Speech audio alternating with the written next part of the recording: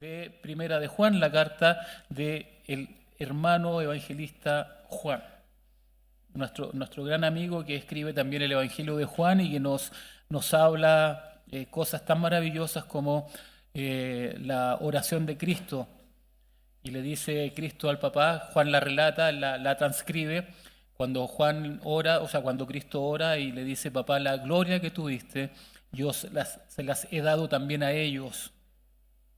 Cuando Cristo ora y le dice, papá, santifícalos en la verdad, tu palabra es la verdad, yo les he dado tu palabra.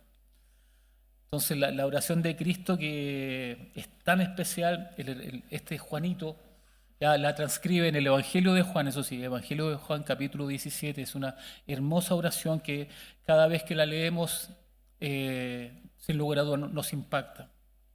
Entonces, Primera de Juan, capítulo 3, voy a leer lenguaje actual, ¿ya? Para que tengan, tal vez tienes tú la Reina Valera o te gusta la NBI, yo voy a leer hoy día lenguaje actual. Juan capítulo 3, versículo 1 dice, miren, Dios el Padre nos ama tanto que la gente nos llama hijos de Dios. Y la verdad es que lo somos. Punto. Por eso los pecadores de este mundo no conocen, porque tampoco han conocido a Dios. Lo leemos nuevamente. Signo de exclamación y dice, miren, Dios el Padre nos ama tanto que la gente nos llama hijo de Dios. Y la verdad es que lo somos. Por eso los pecadores de este mundo no nos conocen, porque tampoco han conocido a Dios. Amado Padre que estás en el cielo, santificado sea tu nombre, vénganos tu reino en esta mañana. Hágase tu voluntad en nosotros y con nosotros. Y que a través de esta palabra que tú nos entregarás, nuestro corazón sea fortalecido, sea hinchado de gozo al saber quiénes somos y cuál es el futuro que nos espera. Tu Espíritu Santo en este lugar con nosotros, hablándonos en forma íntima y personal a todos los que estamos en este sitio, como también a los que están viendo la transmisión a través de el internet. En el nombre de Jesucristo oramos. Amén. Amén. Hijo de Dios. Quisiera, antes de... Pasa nomás a la otra lámina, por favor. Contar una breve historia que ustedes conocen. Es la historia de un joven llamado José. ¿Me ayudan, por favor? Hijo de Jacob. Bien. Una historia de José, hijo de Jacob. Y él era el número 11 de la familia de Jacob. Y el número 12 era Benjamín. Y ellos eran hijos de Jacob y Raquel, Lea. No es que lea la Biblia, no que Lea, se llamaba Lea, la otra esposa, Lea. Raquel, Lea, votemos. Raquel, hijo de Raquel. Hubieron más hijos y hubieron más esposas, pero las esposas formales ya fueron Lea y Raquel. Es bien simpática esa historia. Trabajó durante un buen tiempo para casarse con Raquel y cuando llegó el momento de casarse, sorpresa, ya la novia no era Raquel, era Lea. Ahí el papá hizo una trampa, ya porque no quería que la hija mayor se casara, o sea, que la hija menor se casara antes que la mayor. Cosas de la época. Ya, hoy día eso ya no es bien visto, aunque hay algunos lugares donde la bigamia todavía se practica. Nosotros, por supuesto, como cristianos creyentes en Dios y siguiendo las instrucciones bíblicas, nosotros no practicamos la bigamia, absolutamente no, de ninguna forma, ni legal ni ilegal. La ilegal, llamada adulterio, es pecado, ustedes lo saben, no vamos a hablar de eso ahora, ¿ya? Así que, pero en esa época sí era normal, se efectuaba. Y José tenía una característica. ¿Ya? Él era como muchos de nosotros o personas que conocemos, somos soñadores, soñamos, ¿ya? Soñamos con muchas cosas. Pero la diferencia de José es que los sueños que él tenía tenían una interpretación y generalmente eso se cumplía, ¿ya? Y producto de eso él tuvo problemas con el papá, problemas con los hermanos. Y los hermanos en un principio decidieron matarlo. Ya esa fue la decisión, matarlo. Pero hubo uno de ellos ya que dijo, no, ¿cómo vamos a matar a nuestro propio hermano, a nuestra propia sangre? Y ese se llamaba Rubén. ¿Ya? Ese se llamaba Rubén. ¿Ya? Rubén evitó que su hermano fuese asesinado por sus propios hermanos. Entonces determinaron librarlo de la muerte metiéndolo a un pozo. ¿Ya? Y llevaron al papá la túnica que también provocó problemas, la famosa túnica hermosa, radiante que el papá le había regalado, haciendo también una distinción entre estos hermanos y José. Aprendamos los papás, los que tenemos más de un hijo tenemos que tener cuidado con esas cosas. Provocó envidia entonces los hermanos de José el tema de que le regalaran a él una túnica distinta. Y esa túnica sirvió también como demostración de que José había muerto. Frente a la familia, José murió. Llevaron la túnica hecho tira, rasgada, con sangre, ¿ya? Y le dijeron, papá, mira, ahí está, José fue atacado por bestias salvajes, se murió, listo. La amargura para el papá, la mamá, imagínense lo que eso significa. Pero la historia de José continúa. ¿Ya? Rápidamente estamos recorriéndola. Es rescatado por unos mercaderes del pozo, es llevado y vendido como esclavo, llega a una casa, ¿ya? Donde comienza a servir. Ya como empleado, un empleado, un mayordomo que tenía ciertas atribuciones y que logró que la casa tuviese un orden y tal vez una economía mejor. Ya José era muy capaz. Y parece que capaz era hermoso como algunos de ustedes. Parece tenía buen físico, buen rostro, atractivo para las mujeres. Pero la mujer que colocó sus ojos en él era casada. Ahora, en una historia normal, una situación de este tipo, donde la esposa del empresario se enamora del sirviente y le propone tener una relación en una telenovela, sin lugar a dudas que el sirviente dice que sí. Y en una película también, y en la vida real también, a lo mejor el sirviente dice, sí, pues soy sirviente, pero ahora voy a estar con la dueña de todo, calladito, voy a empezar aparte voy a pasarlo bien. Voy a tener entonces alguien que me defienda y que también me ayude monetariamente. Entonces, pasan todos esos rollos. No tan solo pasa en las películas, pasa en TNT, no. Eso es cuento de otra historia. Ya, pero José, jóvenes, adultos también, frente a esa situación, José dice no. No.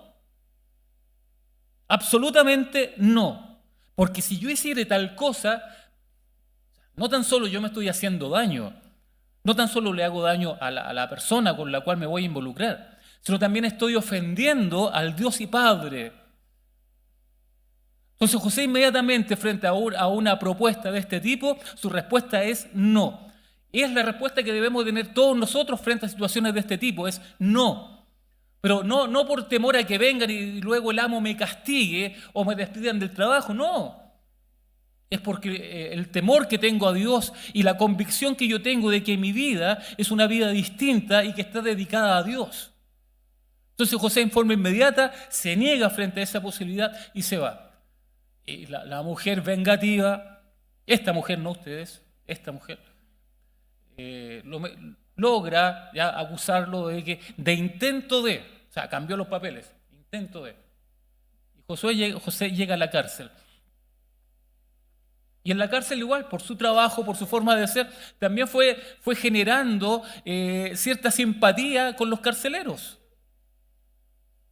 Hoy día en las cárceles hemos sabido ¿ya? De que hay personas que también comienzan los mocitos le llaman, comienzan a servir a otros presos con tal de obtener beneficios. Y eso también les ayuda frente a sus cuidadores, a que también lo vean como una persona que se porta bien y le dan ciertas facilidades, pero no salen de la cárcel, se quedan ahí.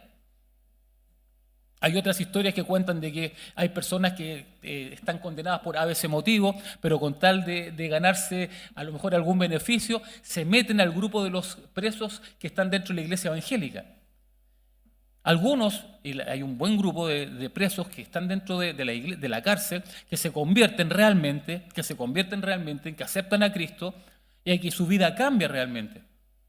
Pero hay otros que viendo cómo lo están pasando, que comienzan a tener ciertos otros privilegios porque su comportamiento es excelente, hay otros que se camuflan y dicen, no, yo voy a meter ahí para camuflarme solamente. Y lo hacen. En este caso José no hizo eso.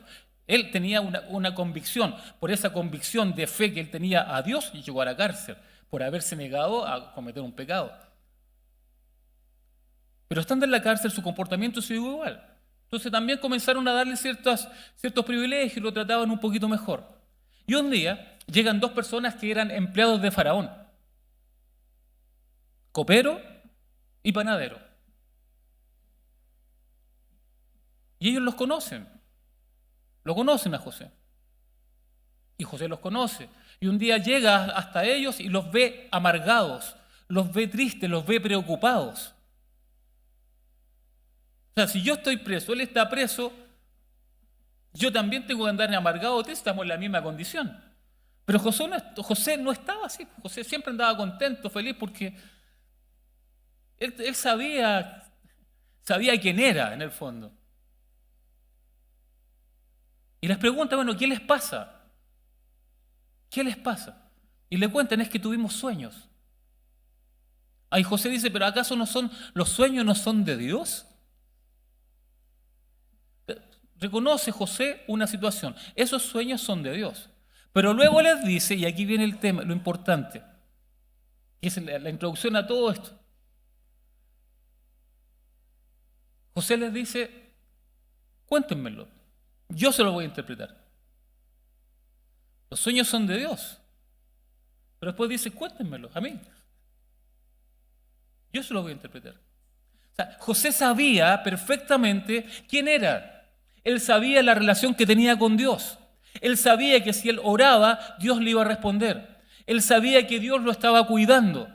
Lo tenía claro. No tenía necesidad que nadie se lo dijera. Él sabía que era hijo de Jacob y de Raquel, que eran sus padres, pero también por sobre eso él sabía quién era Dios y sabía que él le pertenecía a Dios y que si Dios era quien daba sueños, él también sabía que podía él interpretarlos porque tenía una conexión profunda con Dios. Estaba seguro de quién era. Le dicen los sueños y ustedes creen que José dudó. Inmediatamente esto va a pasar y vas a ser restaurado y tu lugar dentro del palacio de Faraón va a ser restituido. Ese fue al copero. Y al otro, al tiro. Y al otro, lamentablemente, son 3 días para pasar esto, te van a llamar, pero tu cabeza va a ser cortada, o sea, te van a matar al panadero. O sea, José tampoco tuvo miedo de decir lo que Dios le había dicho que iba a suceder. Paréntesis, ¿cuántas veces nosotros recibimos de parte de Dios una palabra para alguna persona y nos quedamos callados? Y nos aguantamos y nos mordemos la lengua porque no somos capaces de decir lo que Dios nos ha dicho. ¿Por qué? Porque tengo duda de quién soy. Porque no he creído realmente que Dios me está hablando a mí y comienzo primero yo a cuestionarme. ¿Seré yo? ¿Me estará hablando a mí? Pero si yo soy pecador, yo hice esto, yo pensé esto. Sí, es cierto, somos pecadores, pero la gracia de Dios sobreabunda sobre nuestras vidas y Él quiere que nosotros seamos instrumentos en las manos de Dios.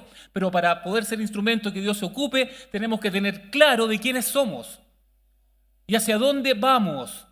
Pero muchas veces nos olvidamos. José tenía claro quién era y eso lo llevó al lugar que llegó a ocupar años después, cuando fue el segundo después de Faraón.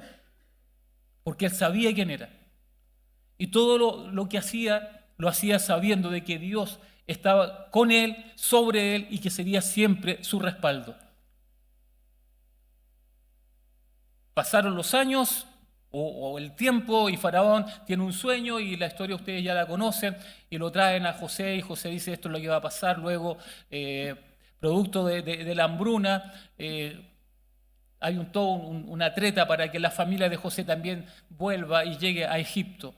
Y ahí comienza también otra historia del pueblo de Israel como extranjeros en Egipto para luego transformarse esclavos de Egipto y para luego ser liberados por Moisés ya por Dios a través de Moisés y de Aarón.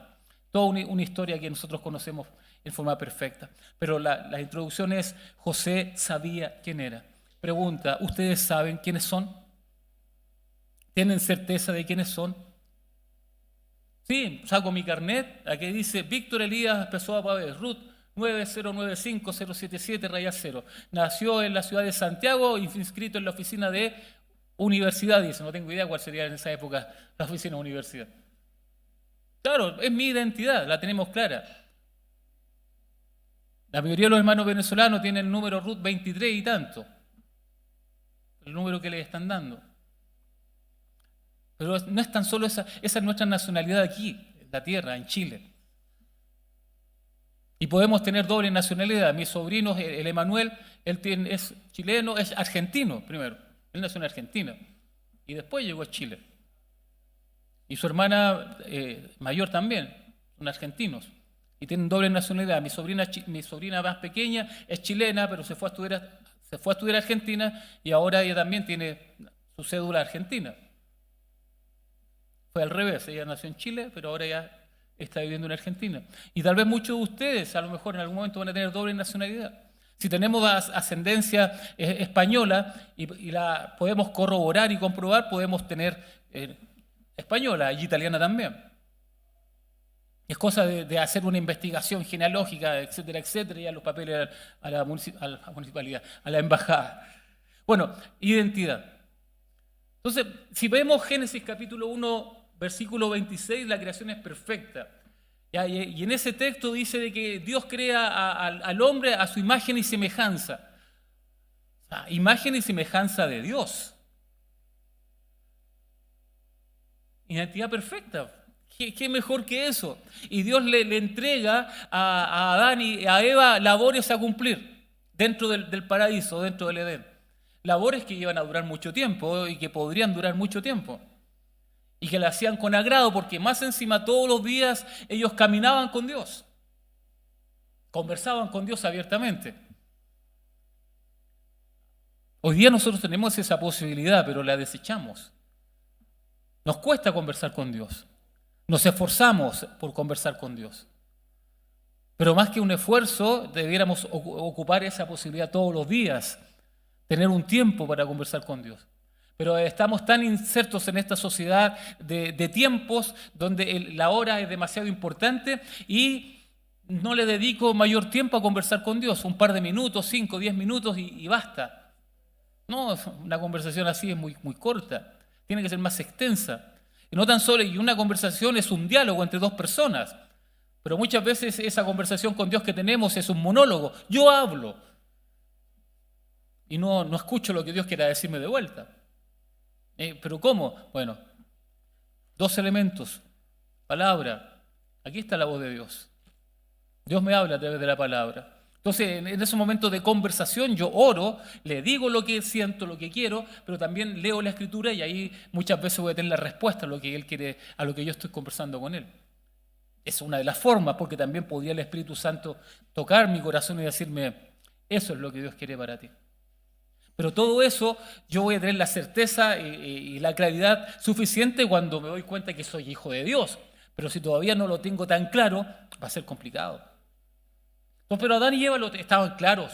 Caminaban con Dios y estaban haciendo el trabajo que Dios les había encargado. Felices. ¿Qué? Comiendo perdices. No, en esa época todavía ningún sacrificio. El sacrificio vino después. Génesis capítulo 3, verso 7. El pecado. El pecado, el externo. Sí, el pecado no es algo que estaba en esa época, que estaba adentro. El pecado es externo. Fue Satanás quien logra convencer a Eva de una situación que no era como él la planteó. Y logra Eva convencer a Adán de comer el fruto. O sea, aquí la culpa no es de Eva, porque mucha gente, sobre todo los más machistas, dicen, no, si la mujer fue, no fue la mujer. Adán podría haber dicho, no, conversemos primero, veamos qué está pasando. ¿Será conveniente? O sea, el diálogo dentro del matrimonio es importante. Aprovecho. La comunicación en el matrimonio es importantísima. Todo tiene que ser conversado. ¿Estarán dos de acuerdo para caminar juntos? ¿O al revés, caminarán dos juntos si no están de acuerdo? Para caminar con alguien a tu lado durante años, tienes que estar de acuerdo. Para solucionar problemas hay que estar de acuerdo. Para enfrentar desafíos hay que estar de acuerdo. Tiene que haber conversación, tiene que haber diálogo. Y en este caso, Adán y Eva no conversaron mucho. Inmediatamente Adán dijo, ya, probemos. Pero probemos no porque el diálogo de Eva contándole haya sido algo propio de ella. Fue Satanás quien le dio argumentos. Cayeron en pecado externo. Y ahí se acabó la comunión con Dios. Alejados totalmente. Y ahí viene el primer sacrificio. Porque ellos sintieron vergüenza de al verse desnudos. Sintieron vergüenza. Y no tan solamente comenzó a ver el tema de la desnudez frente a la... O sea, el tema de la desnudez no tan solamente comenzó a causar vergüenza, sino también comenzó a causar otras cosas. Hoy día en nuestra sociedad frente al desnudo, no tan solamente algunas personas se sienten avergonzadas, sino que también en otros comienza a provocar ciertas ideas y sensaciones que comienzan a meterse en la mente frente a la desnudez. Y si hablamos en el área sexual del tema, nos vamos a dar cuenta que la provocación de ver a alguien desnudo en algunas personas se exacerba en lo que le provoca a esa persona. En el origen eso no era así. No era así. Pero hoy día Satanás también ocupa todo lo que significa el área sexual para provocar, para causar daño, para llevar a personas, a matrimonios, a jóvenes, a adolescentes, a adultos, a vivir una vida que desagrada a Dios. Absolutamente. Absolutamente. Entonces, en Génesis capítulo 3, verso 7, ¿ya? Nos habla del pecado. Pero quiero que, por favor, Hebreos capítulo 9, 22. Alguien que lo pueda leer, Hebreos 9, 22.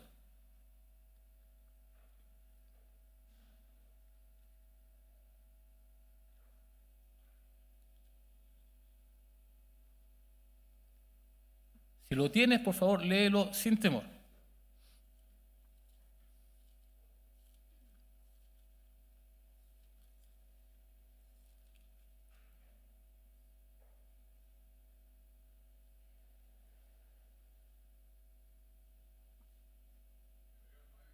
¿Sí?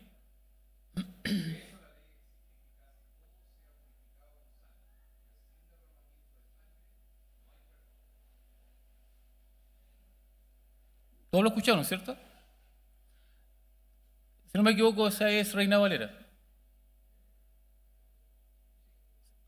Lenguaje actual. La ley dice que la sangre quita el pecado de casi todas las cosas y que debemos ofrecer sangre a Dios para que nos perdone nuestros pecados.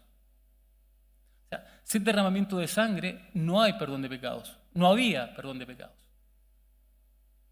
Y a través de Moisés en adelante, para que hubiese perdón, había que haber derramamiento de pecado. Y se establece a través de Aarón, su hermano, ya un sistema del sacerdocio de Aarón, el primer sumo sacerdote, un sistema para que el pueblo, Israel, pudiese ser perdonado de sus pecados. Y habían sacrificios diarios, semanales, mensuales, y había un sacrificio al año, uno, que se expiaba el pecado de todo el pueblo. Ustedes conocen bien la historia, el sacerdote entraba con cadenas, con campanillas en su cuerpo, para que cuando entrara al lugar santísimo, ya eso estuviese sonando. Si el sumo sacerdote había cometido pecado, moría, porque estaba entrando al lugar santísimo, donde estaba la presencia de Dios, en forma absoluta. Tabernáculo, lugar santo, lugar santísimo, el atrio. Y en el lugar santísimo estaba la presencia de Dios, siempre, las 24 horas. O sea, sin derramamiento de sangre no había perdón. Y esto es la sombra de lo que iba a venir a futuro. Solamente la sombra de lo que iba a venir a futuro. Pero llega un momento en la historia, y lo podemos leer en el libro de Isaías, cuando Dios ocupa unas expresiones que muchas veces nosotros las tenemos frente a situaciones que pasan en nuestra vida. ¿Alguna vez tú has dicho, estoy cansado? Sí. ¿Alguna vez has dicho, estoy hastiado? ¿Qué significa la palabra hastiado? Me llegó hasta aquí. Estoy cansado, estoy hastiado. Muchas veces a lo mejor ocupamos palabras sinónimas a esta para decir, me está pasando esto, estoy aburrido, ya no quiero nada más con esto. No quiero más esta situación. Llegó un momento en que Dios dijo lo mismo. Estoy cansado, estoy aburrido, estoy hastiado. Me sobrepasaron. ¿Pero en qué? Preguntémosle en qué. En los sacrificios. Porque se dieron cuenta, bueno, cometí pecado, compro una paloma, corto el cuello, listo, sacrificio. El pecado fue un poco más grande, bueno, compro un becerro.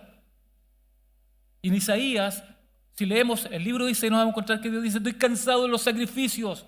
Estoy cansado de que cada día me estén matando más animales. Si estos pecadores no van a cambiar en nada. Porque no sabían quiénes eran. Solamente tenían a Dios como referencia. Porque si realmente tuviesen a Dios como Padre, la vida sería distinta. Porque estaríamos haciendo las cosas que el Padre nos envía. Y en esa época no les hicieron y hoy día tampoco. No nosotros, por supuesto, ¿eh? Otros. Entonces, hay una pregunta que también sale en el libro de Isaías. En forma profética alguien pregunta y dice, bueno, ¿y a quién enviaré? ¿Y quién irá por nosotros? ¿Enviar a dónde? Aquí, a la tierra. ¿A hacer qué? A redimir al hombre de su pecado. Y se escucha una voz que dice, heme aquí, papá, envíame a mí. Y ese que lo dice fue Jesucristo. De forma metafórica, el profeta Isaías lo narra y creemos que es palabra profética de lo que había sucedido en el cielo. Y Jesucristo viene a la tierra. Y leemos en las Escrituras, ya escrito por el apóstol Pablo, que siendo Dios, siendo el Hijo de Dios, siendo el heredero de todas las cosas, se humilla. Pero en ese proceso del cielo aquí a la tierra, ya hay muchos pasos. Se hace hombre. Se hace hombre. O sea, nace como usted y nacimos yo. Y el pecado de ahora ya, al principio de Adán y Eva, el pecado era de afuera hacia adentro, ahora el pecado está en nosotros, está internalizado. Si a los niños pequeñitos, yo como papá o usted como papá, nunca a su hijo le enseñó a decir mentiras. ¿Alguna mamá le enseñó a su hijo a decir mentiras? No. ¿Y alguna vez usted escuchó a su hijo diciendo mentiras? ¿Sí o no? ¿Sí o no? ¿Usted le enseñó a hacer maldades a su hijo? Travesuras que son maldades. ¿Se las enseñó? No. Pero el chico las hizo igual. ¿Por qué las hizo? Porque el pecado es algo innato acá. Estaba en el supermercado, frente a la sección fiambrería. A mi lado había una señora con un bebé, 1 año, 2 años. No, 2 años, en el coche. ¿Ya? Y él estaba jugando, el bebé. Y el niño mayor tendría unos 5 años al lado. Y de la nada, el chico que estaba en el coche de esos años jugando con parece un paquete de galletas que la mamá le había pasado, ¿ya? Lo tira al suelo.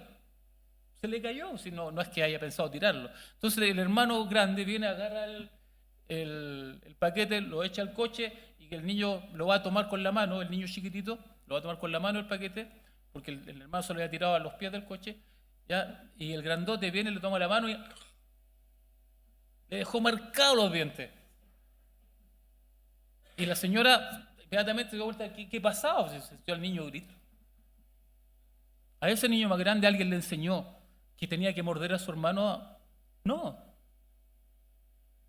Entonces, el pecado hoy día no lo enseñamos, viene dentro, distinto al principio. Entonces, para que perdonaran nuestros pecados, había que haber muerte. Y esa muerte es a través ahora de un único sacrificio. Único sacrificio. Y es el de Jesucristo. Entonces, se hace hombre. No tan solo podía ser, se hizo hombre, pero podría haber sido normal. No, él se hace siervo.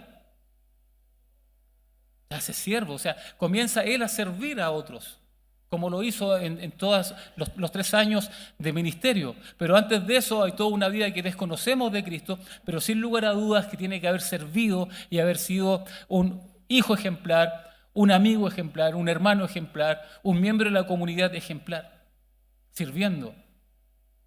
Y luego los 3 años de ministerio sirviendo de una forma distinta, sirviendo.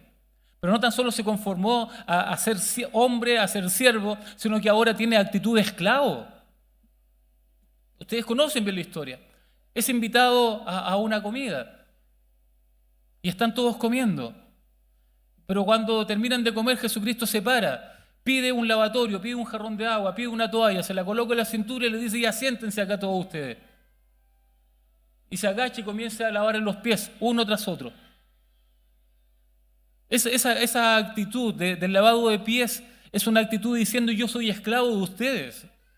En esa época, cada vez que tú tenías a alguien invitado a tu casa, tenías que tener agua, lavatorio y toalla para tus invitados. Y la persona que lavaba los pies era tu siervo, tu esclavo. Y Jesucristo se los dice: cuando yo llegué, nadie me lavó los pies. A nadie. Pero ahora yo lo voy a hacer. Quien lavaba los pies en la casa a la cual llegaban los invitados era el sirviente, era el esclavo. Entonces, hombre, siervo y ahora esclavo. Pero no le bastó tan solo eso, sino que ahora tiene un paso más abajo todavía. Tiene que morir humillado como el peor criminal. La cruz no era para un ladrón común y corriente.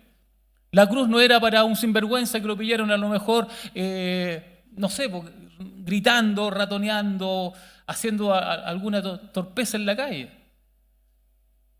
La cruz era para los asesinos, para los delincuentes consumados y feroces. Pero antes de morir, lo comparan con Barrabás. Lo comparan con Barrabás, que sí era un criminal consumado.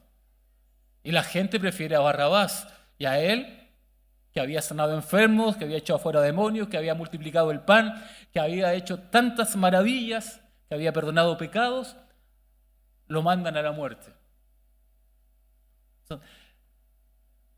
Por favor, dame la otra.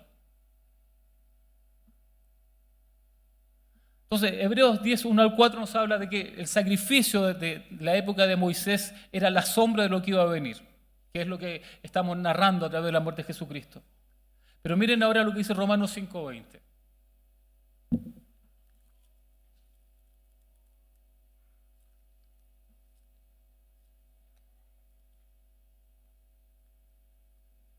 La ley apareció para que el pecado se hiciera fuerte. Pero si bien el pecado se hizo fuerte, el amor de Dios lo superó. Y si el pecado reinó sobre la muerte, el amor de Dios reinó sobre la vida. Por eso Dios nos ha declarado inocentes y nos ha dado vida eterna por medio de nuestro Señor Jesucristo. El pecado se hizo fuerte, pero por sobre esa fuerza el amor de Dios lo supera. Y a través de la muerte de Jesucristo, Él nos da vida eterna. La gracia de Dios sobreabunda en medio de situaciones de pecado. La Reina Valera dice: la gracia sobreabunda. Hay gracia permanente para nosotros si es que cometemos pecado. Pero no podemos vivir abusando de esa gracia. Tenemos que escuchar la misma voz de Jesús cuando a la mujer adúltera le dice: mira, nadie de los que querían matarte tirándote piedras está aquí, todos se fueron. Todos se fueron. Levántate tú también, cambia de actitud, vete a tu casa, pero no peques más. Reacciona, porque tal vez para la próxima no voy a estar aquí yo. A lo mejor no voy a estar. Y los que van a apedrearte simplemente lo van a hacer. Entonces dice: vete, no peques más. Y Romanos 6, versículos 3 al 8, que nos habla de salvación. Miren lo que dice. Ustedes bien saben que por medio del bautismo nos hemos unido a Cristo en su muerte. Al ser bautizados, morimos y somos sepultados con Él. Pero morimos para nacer a una nueva vida totalmente diferente. Eso mismo pasó con Jesús, cuando Dios el Padre lo resucitó con gran poder. Si al bautizarnos participamos en la muerte de Cristo, también participamos de su nueva vida. Una cosa clara es, antes éramos pecadores, pero cuando Cristo murió en la cruz, nosotros morimos con Él. Así que el pecado ya no nos gobierna. Al morir, el pecado perdió su poder sobre nosotros. Si por medio del bautismo morimos con Cristo, estamos seguros que también viviremos con Él. Cuando nos bautizamos es todo un simbolismo, una representación de lo que Cristo hizo en la cruz. Cuando estamos en el agua, somos el viejo hombre. Cuando entramos a la piscina. Pero cuando ya el pastor con su colaborador nos sumerge en el agua, estamos muriendo. Está muriendo ese viejo hombre. Es como cuando Cristo dice, Padre, todo está consumado. Cristo muere. Y al tercer día Cristo se levanta victorioso sobre la sepultura. En el momento, a los segundos después, el pastor nos levanta y nos saca afuera del agua. Es todo un simbolismo. Muero para el pecado, muero para el mundo, muero para mis deseos humanos y ahora nazco para vivir una nueva vida. Para vivir una vida diferente, una vida distinta. Para vivir como hijo de Dios. Para vivir como hijo de Dios. Y eso es lo que me gustó de esta versión cuando leímos en el capítulo 3 de Primera de Juan. Cuando dice, miren, Dios el Padre nos ama tanto que la gente nos llama hijos de Dios. Y la verdad es que eso es lo que somos. O sea, no es porque la gente lo diga, es porque yo lo tengo claro, porque yo siento en mi corazón que soy hijo de Dios. Y si alguien me dice, tú eres hijo de Dios, tú eres cristiano, sí, lo soy. Antiguamente hay una frase que decía, a mucha honra. Los hermanos de mi edad se acordarán. No levanten la mano para que después no nos identifiquen. ¿Eres hijo de Dios? Sí, soy hijo de Dios.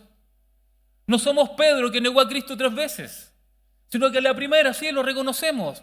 Pero ¿cuántas veces nos ha pasado lo contrario? Que nos identifican como creyentes, no hacemos los lesos. Somos hijos de Dios.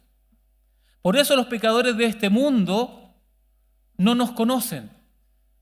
¿Por qué no nos conocen? Porque ellos no han conocido a Dios. Porque la característica de los hijos de Dios es notoria para todos. Y en el capítulo 3 lo podemos comenzar a leer. Y esa es tarea para la casa. En el capítulo 3 comenzamos a leer cuáles son las características del Hijo de Dios. Y en el capítulo 3 se repiten muchas de las del capítulo 2. Y la que más se repite es, los hijos de Dios no cometemos pecado. Esa es la principal característica, no cometemos pecado. Segunda característica, que es muy similar, en cuanto a la importancia, es que se aman los unos a los otros.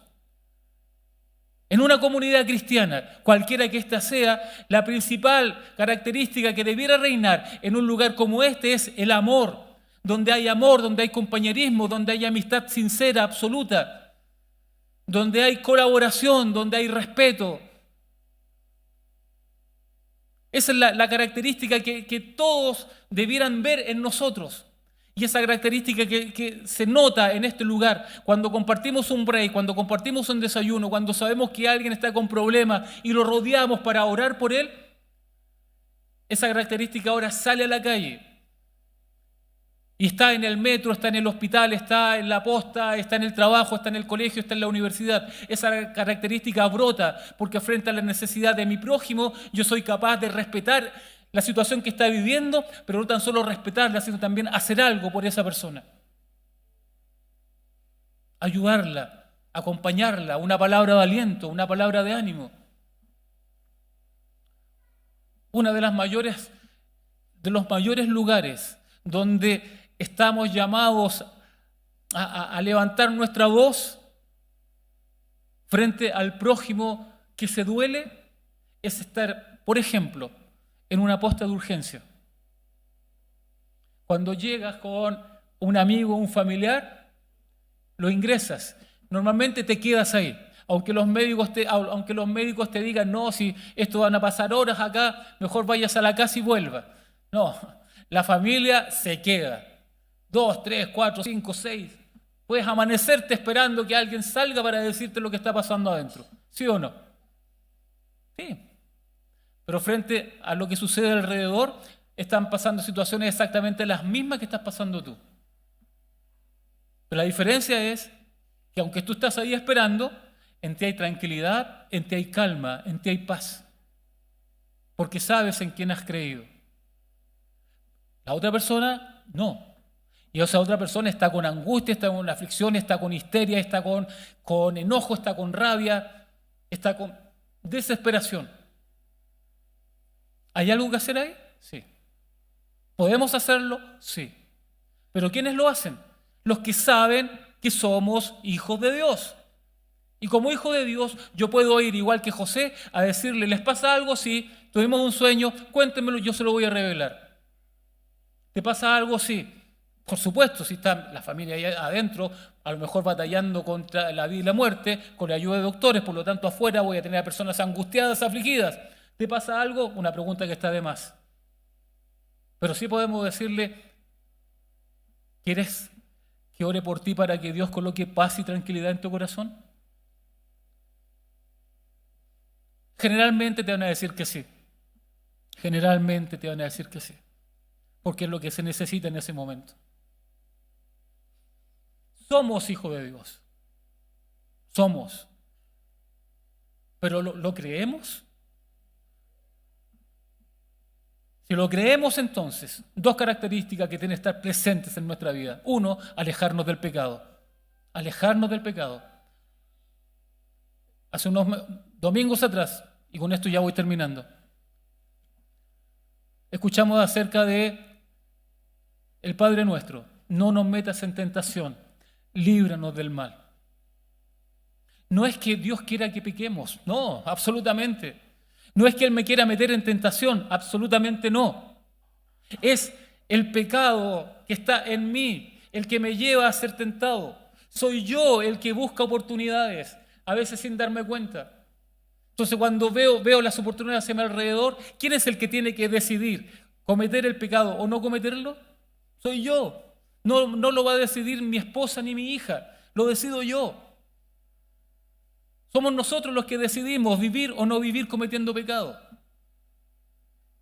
Pero como somos hijos de Dios y Dios nos conoce, Jesucristo es un sumo sacerdote, que Él puede compadecerse de todas nuestras necesidades, que fue tentado como fuimos tentados nosotros, o como somos tentados nosotros. Pero la característica de Él es que no cometió pecado. Y si Él pudo hacerlo, hoy día la Escritura nos muestra que también nosotros podemos hacerlo. Todo lo que pidas al Padre en mi nombre, yo lo haré. Padre, yo no quiero caer en pecado, ayúdame. El Padre me ayuda. Padre, no quiero hacer esto. Ayúdame. Dios me ayuda a no hacerlo. Todo lo que pida. Cuando Cristo expresa esas expresiones, valga la redundancia, no se trata de que Él me está diciendo, pide por sanidad, pide por alimento, pide por el trabajo. No, es todo lo que me pidas. Por lo tanto, yo puedo pedirle todo. Y en ese todo está incluido nuestras debilidades, nuestras flaquezas, y decirle, ayúdame en esta área, porque quiero salir adelante. Terminamos recordando Juan capítulo 1, Evangelio de Juan capítulo 1, verso 12. Más a todos los que le recibieron, a los que creen en su nombre, Dios le da la autoridad de ser hechos hijos de Dios. Y en Corintio, lo que habla acerca del antiguo hombre y el nuevo hombre, una vieja criatura, una nueva criatura. ¿Somos hijos de Dios? Tenemos que tener la certeza y responder sí, soy hijo de Dios. Pero luego de lo que lo digo, tengo que comenzar a vivirlo, a demostrarlo, a hacerlo notorio frente a todos los que me rodean. No se trata de andar con un cartel que diga aquí, soy hijo de Dios. No se trata de que en cada conversación yo tengo que andar diciendo soy hijo de Dios. Porque cuando somos hijos de Dios, lo que nos identifica no es lo que yo digo, es lo que yo hago. Es lo que yo hago. Somos hacedores de cosas, no tan solamente habladores o proclamadores de algo. Por supuesto, tenemos que proclamar. Cuando llega el momento hay que proclamar. Pero lo que más habla a través de la gente que nos rodea son nuestros hechos. Hay una expresión muy antigua que dice, ¿ya? es tan fuerte como habla tu vida, que tus acciones enmudecen a tus palabras. Y esto lo podemos tomar por ambos lados. Mis buenas acciones enmudecen mi boca frente a las cosas negativas que yo podría decir. Y al revés, mis malas acciones enmudecen mi boca frente a las palabras positivas que yo pudiera decir. Somos hijos de Dios. Hijos. Y como hijos, podríamos alargarnos mucho más, somos coherederos con Cristo. Coherederos con Cristo del reino de los cielos. Ese lugar donde Cristo dejó su corona, dejó su capa, dejó su espada, dejó todo su reinado por venir a estar aquí con nosotros. Y Él después nos dice, ustedes son mis hermanos, son coherederos conmigo del reino. Coherederos, son mis hermanos, son hijos de Dios. Y como hijos de Dios estamos empoderados. Vayan por el mundo, prediquen el Evangelio, háblenle a toda criatura, hagan discípulos, sanen enfermos, echen fuera demonios, hagan milagros. Esas son las cosas que hacen los hijos de Dios en el reino en el que estamos viviendo. Les invito a que oremos brevemente, pero más que orar brevemente, vamos a terminar con la canción, que es la tercera canción que cantamos. Venga tu reino, venga tu reino, que mi identidad sea revelada y que yo pueda sentir en mi corazón quién soy. Y mientras ustedes se ponen en pie, los jóvenes que tocaron van a pasar.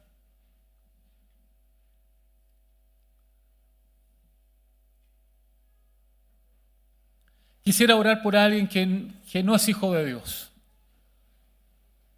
¿Hay alguno de ustedes que sienta que no es hijo de Dios? Quiero orar por ti. Queremos orar por ti. ¿Has sentido que a lo mejor tu vida ha estado lejana a Dios? Bueno, Dios quiere que te acerques a Él ahora. ¿Sientes que estás viviendo una vida de pecado? Bueno, Dios quiere perdonarte los pecados hoy día. Quiere hacerte nueva criatura. ¿Sientes que no estás lejos de la familia? Bueno, Él quiere acercarte a la familia. Y que puedas decir como Primera de Juan capítulo 3, verso 1. Somos hijos de Dios. Y declararlo, somos hijos de Dios. Pero que cuando salgamos de aquí no tan solamente lo declaremos, sino que lo vivamos, lo hagamos y creamos lo que somos, hijos de Dios.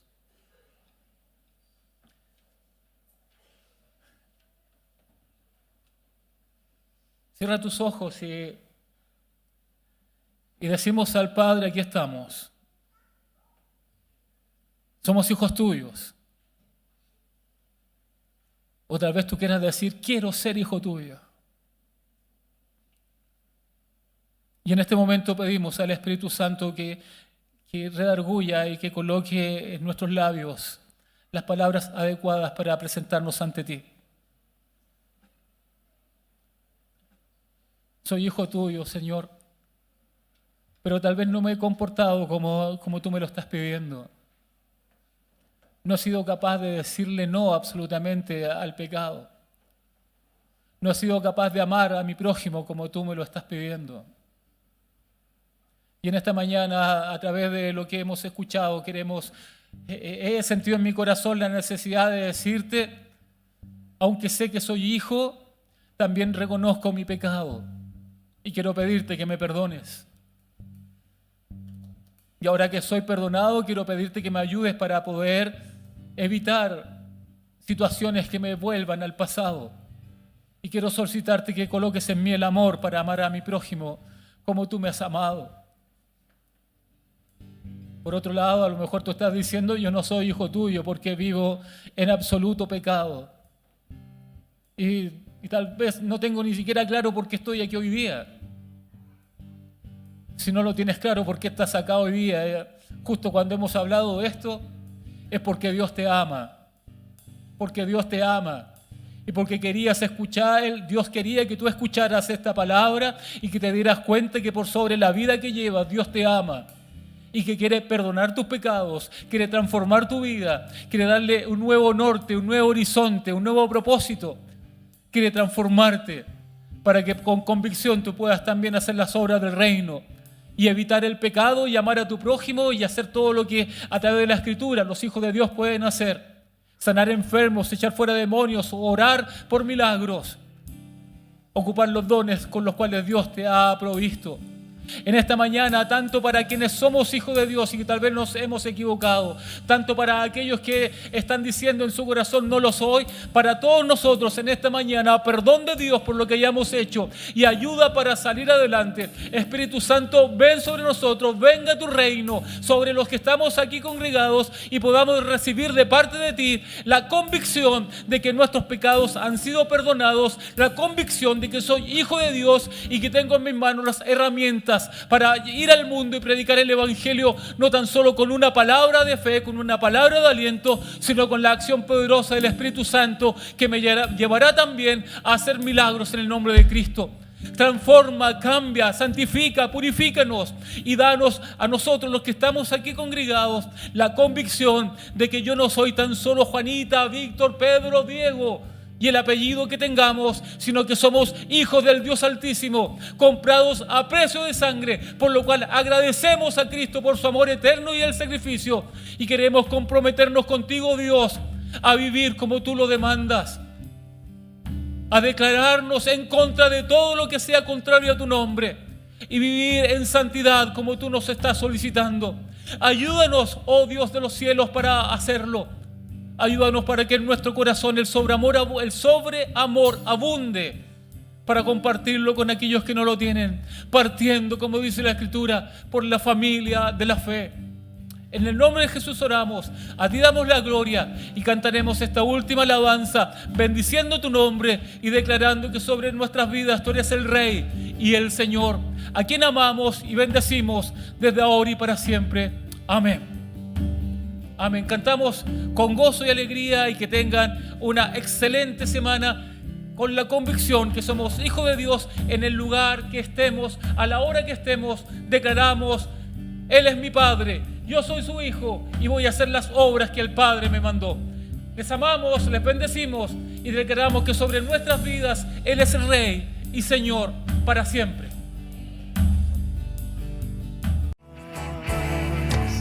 Como en tus manos